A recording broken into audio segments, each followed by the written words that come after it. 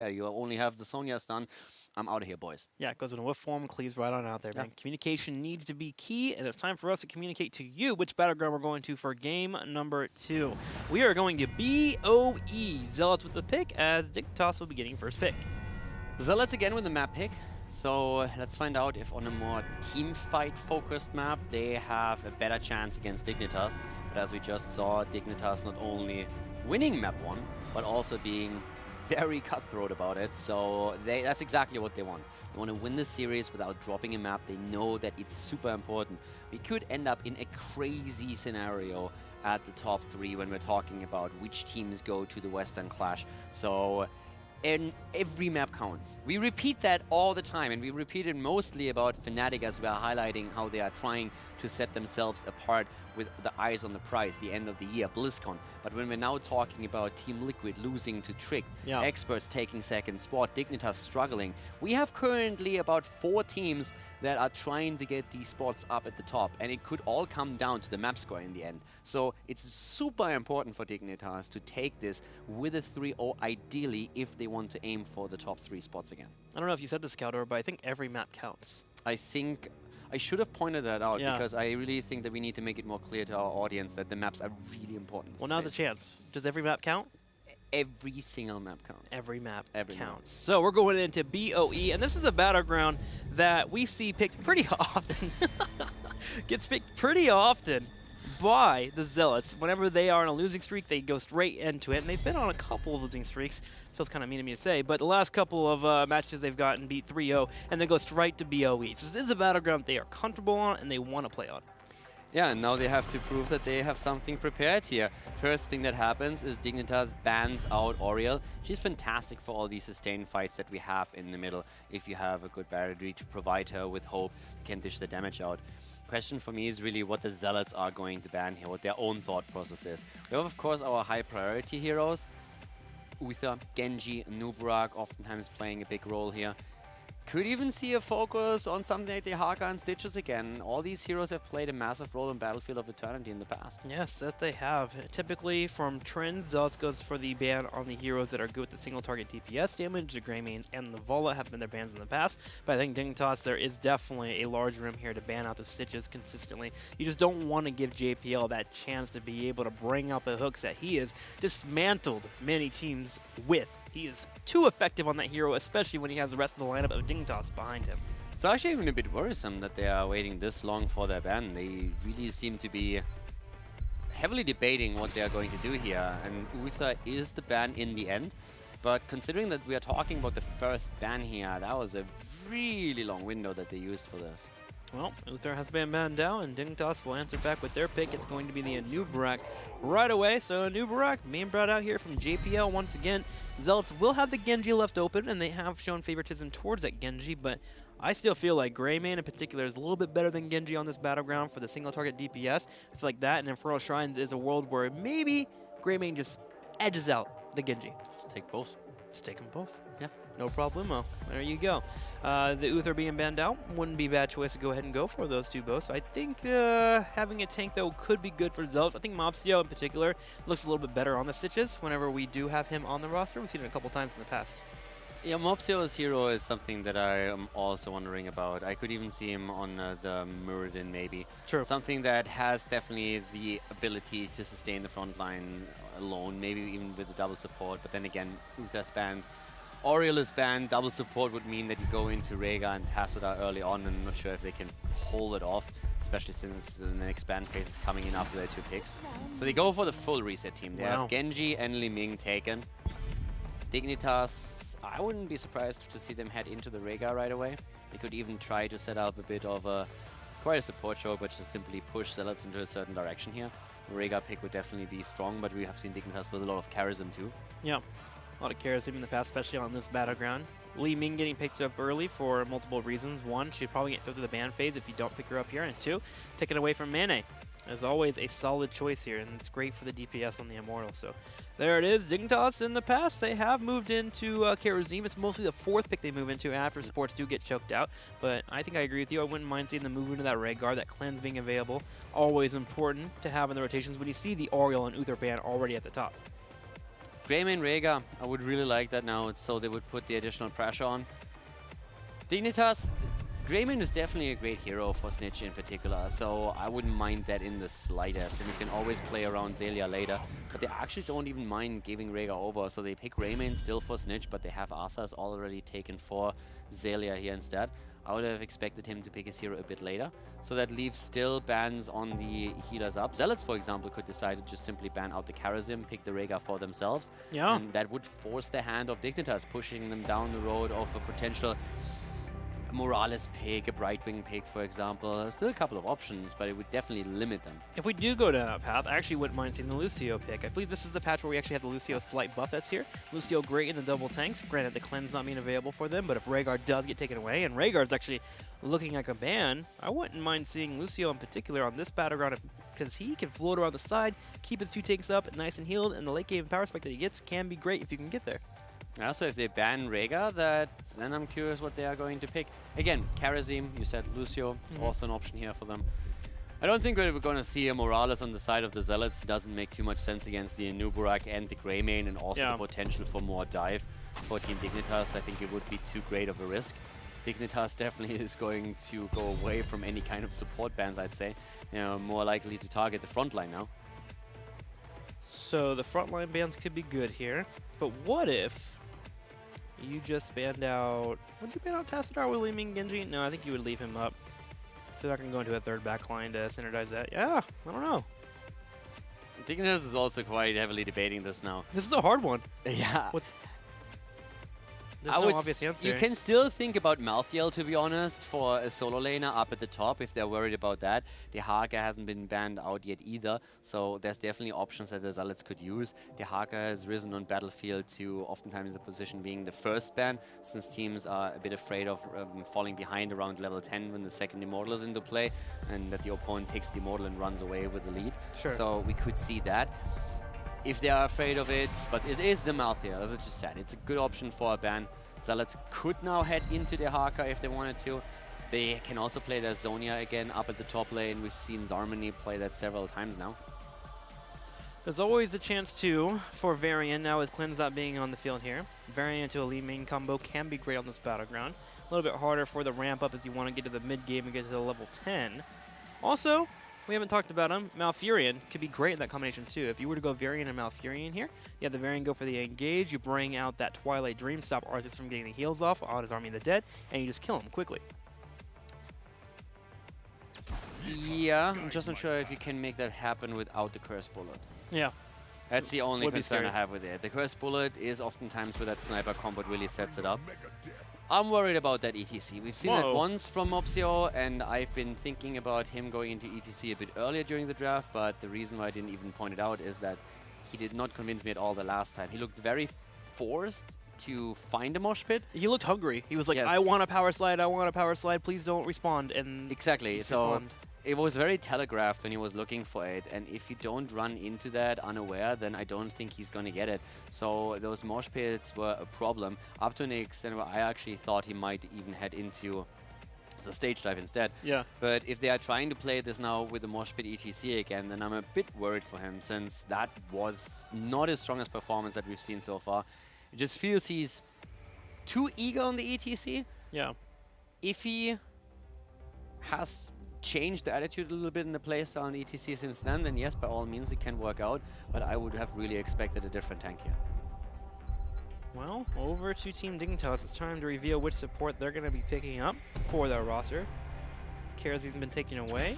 It'll be Sylvanas and Malfurion. Yeah, someone wants to run away with that game. I think it's Dignitas. Yeah, I was thinking about that too. I mean, it was a 50-50, but now that we have Greymane and Sylvanas in there, that's what I'm here for. Chance. Executive decisions on draft. That's what I got. Executive Trickster. You have a secret coin somewhere that you flip. Well, at this point, I mean, Sylvanas and Greymane, the output that you have against the Immortal is crazy. And Malfurion, after the quest completion, adds to that even more. And of course, Arthur's then as well. I think right now, Dignitas is just saying, boys, we're going to end this early. We're going to make sure that we are going to get the Immortals. We're going to use Sylvanas to push with them. And we have everything that we need to just take the lead again, gain the momentum, get a massive lead in experience, get the extra talents, and then crush the Zealots. They are really trying to end the series as early as they can. And Zealots on the other side, you need to think about possibility of being able to go in for engages. You also want to be able to have wave clear in case you lose out on the Immortal Rays. And they're going to decide to go for the engage route. They pick up the Tyrael, so they're going to be able to move in. Also, deal with any hard engages with Sanctification later on. Actually, they could even go for Judgment with Malfurion on the field. Remember, he doesn't have Cleanse anymore. Yeah. Either you go for the Sank with the Mosh Pit, or you're trying to get the Judgment in. Yeah. Who do you judge, though? It's going to be a bit rough. I mean, if you actually see Judgment, then Sylvanas can make adjustments on her 13, so and make herself unstoppable. So that's a main priority target already gone. I think you have to go Sanctia, because Judgment against Arthur, so that's not going to do a whole lot. Then if you're going to do it, I mean, all the targets that we have here, I think, are not great Judgment targets. You could head for the Malfurion, I suppose, if he goes a bit out too deep, but I think overall the main value that you're going to get would be just simply you heading into Sanctification and trying to combo it off with the ETC Mosh Pit. I mean, I think if you're having a hard time winning team fights already, I don't mind a Judgment into a 7-sided strike on Arthas, where you need a target and just burn them down quickly and have Genji come in for the resets, and then you have resets going, and you just try to win the fight. Yeah, but that's for that to happen, that's a lots of ifs and dream. whens, because basically, if you want to make a Judgment 7-sided combo happen, you are banking on your opponent being bad. Because the second you have play against a team that knows what they're doing, they see the combo once, and from that point on, they just move always in and say, you have a 7-sided, have fun with that, here's 5 targets, and guess what, they're not taking any damage. So if they pull a Judgment off, it has to be... If you want to play that with that in mind, you should have picked Varian instead. Sure. So right now, I would say go and play the Sank here. But I'm really scared for Zealots. With that draft that we're having right now and what Dignitas has in terms of immortal pressure alone, I'm really scared for Zealots. Well, will it be the Holy Cow here with the Mosh Pit, or will it be the Holy Wow with the Judgment moving in? We'll see here as the Zealots take on Dignitas. We're going on to game number 2. Game number 2, we have the lead for Team Dignitas as they go up against Zealots, but to the left, the team in blue is of course trying to change this. Zarmany on Tyrael, we have Shat on Genji, Gran Paquete on Karazim, Poik on Liming, and Mopsio is playing ETC.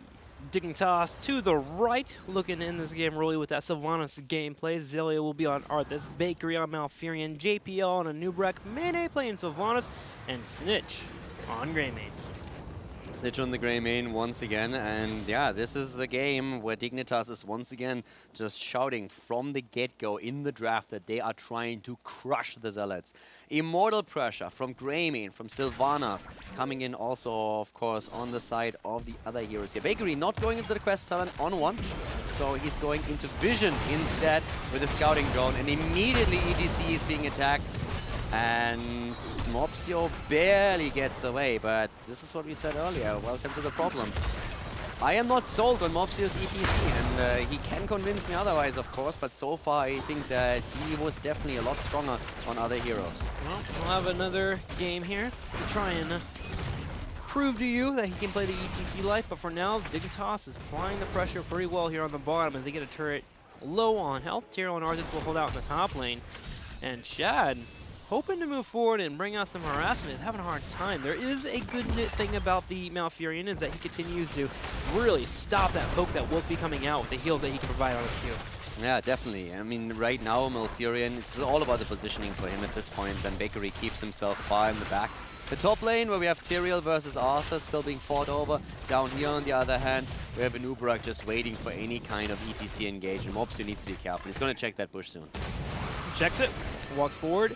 He walks in with the W first. I like that. Not going to about anything that could happen that interrupts any possible impale that could come in from JPL. Yeah. Keeps him safe. So the Immortal is starting, and this is really... The first 2 Immortals are already going to be a threat, but once that Sylvanas hits the 7, it's going to be even more difficult for Team Zealots to win an Immortal race, thanks to the Bob shot. But keep in mind that on 1, we have the Dreadful Wake actually taken as the talent on Sylvanas. So it's not your normal Q build, just simply heading into the arrow, but just trying to get a little bit more value when you're attempting to go through lanes, drop the minion waves, and also it helps you a lot with your mana sustain. Yep, keeping that mana alive there.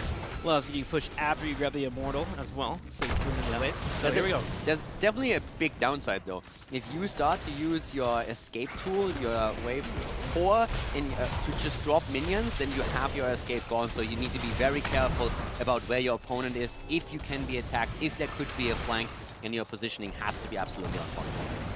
Bakery should be able to drop roots to make sure that he's able to escape, but that it definitely is a major threat. You gotta rely on your teammates to make sure you can back up while you don't have that cooldown available. For the moment, the Zealots actually get a nice little lead here as they put some damage on the Immortal.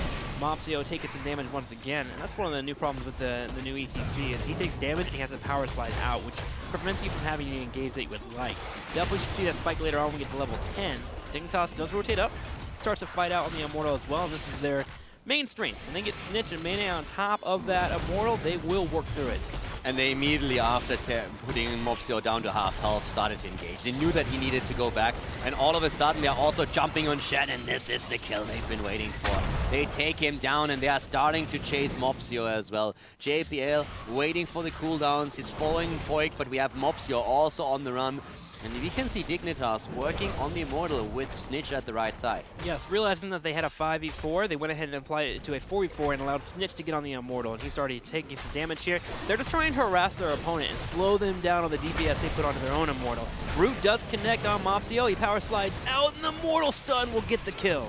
Immortal takes him out, and that is kill number 2, as we have the Immortal taken out as well. Dignitas with a significant lead early on already, and now they have the power of Sylvanas and her trades to empower the Immortal even further as they're aiming for a drop of the fort. Yes, this is terrifying for the Zealots. Typically, they'll try and push out a lane that's on the opposing side, and then you bring all 5 people back to stop that Sylvanas. You want to engage upon her and make sure her trait isn't on top of your fort so you can deal with this Immortal. This Immortal with a half a shield is deadly.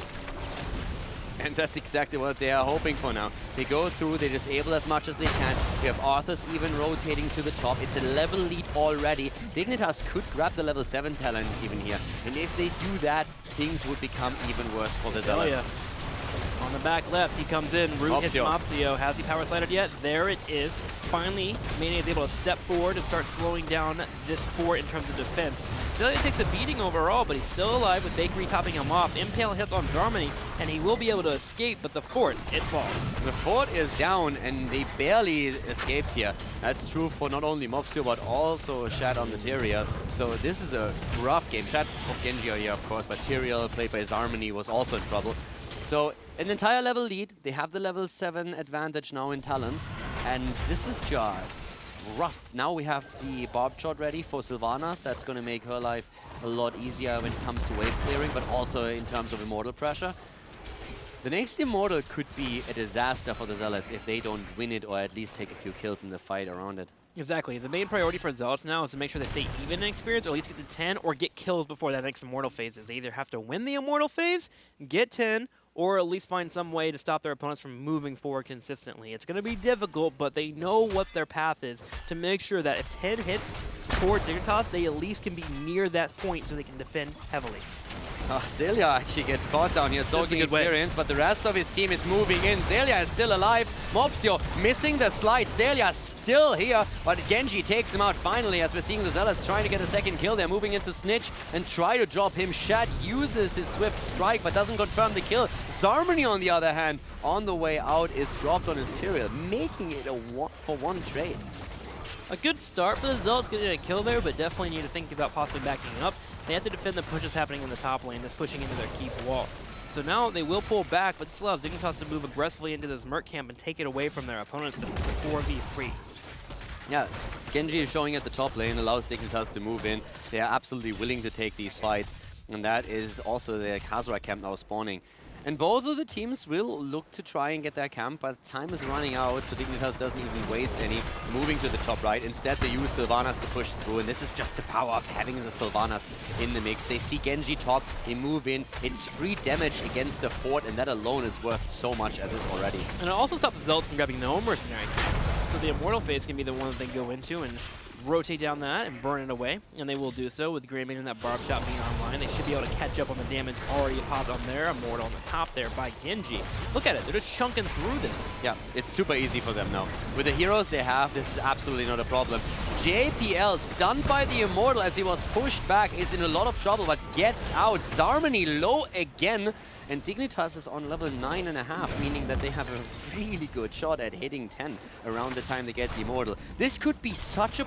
this could be a game-ending problem. If Dignitas takes the Immortal without losing a lot of shields on their own, if they hit level 10 and push through with Sylvanas, they could theoretically get the keep, and if they get kills, even end the game because of the level 10 advantage. Dignitas pushes in the bottom, which lets Mopsio go in, hoping to maybe get his opponent stuck on the Immortal Face stun, but Snitch does move in. Big stun does connect, though, with a knockback there from ETC. Genji going in, Shad hoping to get a kill, and he gets it. That was awesome for Zealots. That was really important here. Get a few kills, close the gap in experience. He has the level 10, but they might still be able to drop Arthas, and they do. Zelia is down. Even the Wailing Arrow couldn't prevent it. That was incredibly important for the Zealots, and every single bit of hit points they take away from Dignitas' Immortal is a big win for them at this point. This is a massive win for them here. First off, if they can win this Immortal after getting those 2 kills, that would be great for them. They have 5 seconds before Arthas does spawn. Sylvanas is harassing on his side.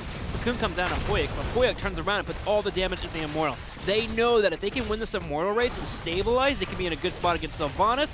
Do they get it? It's looking like it's going to be a no for the second. 8 hit points. There it is. There we go. Shad takes it. He might actually fall because of it. Snitch already going in. Okay, he dodges the Howling Blast. He ate the cursed bullet, he's still on the run, and he swift strikes away back on the surfboard, and the Silver Surfer is on its way, but he is going to die eventually. He's gonna make Chase me if you can. Bought a lot of time here. All worth, totally for them. They were soaking in the bottom lane, moving towards level 10. They got the Immortal too. The Zealots are still in this game. This is actually a big play for them. They're gonna go ahead and push on the bottom. I have to stress again how important these kills were. We had no level 10 for the Zealots, and as they start to get the kill against not only... I think they started with a kill against Greymane, and then they were able to secure a kill against Arthas after 10 had already hit. That was the perfect scenario. If the Zealots lose out on the Immortal, and it pushes through for Dignitas, with Sylvanas in their midst, plus the level 10, this would have definitely been a keep. It could have been game if they get another kill. So for Zealots, that was a dream that just happened. A dream for them, but they still have to finish getting through this here. Dignitas does defend the Immortal push in the top. And remember, they do have the structural advantage. 1 fort in the top left, 1 fort in the bottom left. Dead results for the moment. Howling Blast comes out, Root as well. Sank will be used here from Zarmany, and he will survive, but Dignitas burning some cooldowns for that fight. Now that we have 10 versus 10, there's a few tools that the Zealots can use. First of all, they didn't go into Mosh Pit. I like it already. They have used, they're coming in immediately, trying to go in with a jump. Dragon Blades have also been activated, and it looks like Snitch might fall, and that's the case. Down goes Greymane, as we see Shad on his Genji just zipping through the backline. Mopsio, it's time to help out here. Zarmany a bit low. We have also still the disintegrate on the side of Li Ming. And that's another big tool that they have. It's not only about the stage dive allowing to side soak with ETC and jumping into the backline of Dignitas. Having the disintegrate against the Nuburak's Cocoon is a great tool to burst that down. So we're going to see Poik trying to hold on to his ult until the Nuburak uses the Cocoon so that they can burst it down immediately and make sure that they're having a full 5 versus 5 throughout the entire battle. And the Zealots seem to have found their confidence here. They actually move in aggressively against their opponents, take away their opposing mercenaries on the right side to get that pushing in the top. And they're trying to tie it up in tower levels at the moment. Pushing in the top lane, grabbing their own mercs in the bottom. Sylvanas is forced to deal with that for the moment, which takes away the DPS from Dignitas on the Immortal phase. Zealots, they're in this game right now. Can they stop Dignitas and tie up the series? We still have another Immortal phase spawning right now. Zealots bought themselves a big opportunity when they were able to win the second Immortal. That was huge. Dignitas' idea was to run with the objective the entire time. Now that the Immortal is going to spawn on the map again, we still have to recognize that Dignitas has much more Immortal damage. They have a way better race, and they are going to try and use that. So Sylvanas not with the team just yet. That slows their race down significantly, so Mena is a little bit slow on this, but now that he arrives, they should still win the halftime show, and indeed they did, by 3,000 hit points. So they still are looking strong here. Keep in mind, they also have the level 13 talent over the Zealots. Now, with Zealots, what do they decide to do here? Are they going to defend? Because remember, they have ETC, who is that global pressure with that stage dive. He can come in at any point if the Zealots find an opportunity to move in for an engage. Here's Zarmany on the top left, slowing down Dignitas as much as they can. ETC already waiting for the stage dive. They're waiting for a moment when they can engage here. Ideally, they would wait for the 13, but it's half a level, and Dignitas is heavily pressuring the Immortal. At some point, the Zealots have to make the decision, and it looks more and more like they're going to be forced into the battle. Stage dive comes out, JPL barely getting away, Zelia's in the front line, but he does have Army of the Dead. Mane working in the damage, Kumbi and you Twilight Dream on Mopsio, but he also gets stunned here from the power slide. Shad again with the Dragon Blade, trying to go for JPL. JPL moves away, and already the Icebox on Bakery. If Genji would have focused on a Nubarak, he could have gotten the kill here. JPL with a turnaround attempt, but it is Tyrael that falls. A couple of unfortunate decisions that we had in that fight. The coordination not 100% on point. They isolated Arthas, but then did not go for the attack immediately. And when they could have dropped JPL, Shad instead focused on Bakery. He used the Icebox to buy more time. Now it's ETC who's in trouble. Mopsio slides out, and the Immortal is won by Dignitas. Dignitas with the Immortal now will be able to push in this bottom lane and look towards a keep. They're looking for a kill at the moment as they move pretty forward here. Right onto the opposing side of the Zealots, looking for someone to be straggling around. Dignitas finally does get the move in here, and I like that maneuver where they try to push on the side and get aggressive, which allows their mercenary camp on the top to keep pushing. No one had time to go clear it for the Zealots. Finally, ETC will be able to do so with stage dive up in the next 4 seconds, but this onslaught coming in from Dignitas has to be defended by the Zealots. Yes, and this is definitely going to be rough, thanks to Sylvanas. This is really the big tool that Dignitas can use now. There's Li Ming at the side. So much damage against her. Rampakete with a save. Mopsio goes in and eats the curse bullet immediately. He wasn't even on ground yet as that thing hit. This is not looking good. Dignitas moves forward. Mane is on top of the keep already. Mopsio has been healed up by Grandpa as well as the Well. Quick, sieging away, but he is at half health. He has to watch out for that Grey Mane. They want to end the game. If they get a kill, this is going to be it. So this is why we are seeing such an aggressive forward push by Zealots. They're trying to make that fight happen. They go for Mane. They want him here. Mane wants to get out. He uses silence already. Mane is low. He's about to fall. He dies, but so does Li Ming, and that Immortal is still on their core. Dignitas has it down to 50%. They are going to take game number 2. The Zealots are falling here. This is going to be it. A 2-0 lead for Team Dignitas against the Zealots. Dignitas, solid early game. Mid-game started to falter a little bit, especially towards that level 10-9, but they brought it all back here and earned the victory with that Immortal push taking out the keep. And you're right, that was a moment where the Zealots understood, like, if we don't get kills here, if we don't force a fight, and if we don't get the Grey Mane and the Mane taken out in particular, we're going to lose this game. And they were unable to do so, even with the Sanctification and the Dragon Blade dive, and Dignitas walks forward and gets the win.